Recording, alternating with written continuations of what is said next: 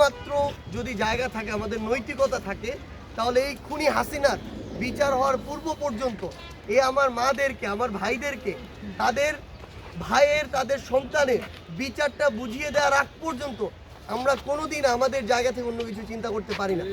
আমি দয়া করে বাংলাদেশের সকলে যারা আছে, বিশেষত বিচার বিভাগ, আইন বিভাগ এবং বাংলাদেশের রাজনৈতিক দলগুলোকে আমাদের জায়গা থেকে অনুরোধ করব যে দয়া করে আমরা এই খুনি হাসিনার বিচারটা আগে নিশ্চিত করি।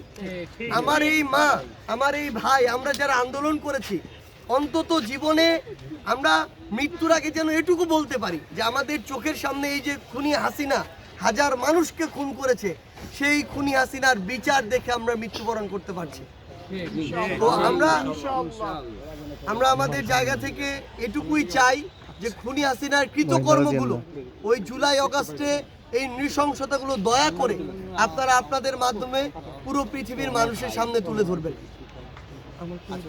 আমরা যাই, আমাকে কাগজের একটা কপি দেন, আর ওনার ফোন নাম্বারটা লাগবে। ভাইটা আমার কাছে আসছে। ভাই তো ধরেন ভাই, এদিকে এদিকে।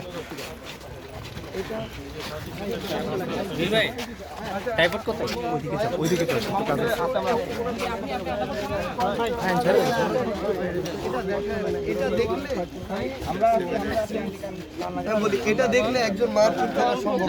এটা দয়া করে এটা দেখেন, দয়া করে দেখেন।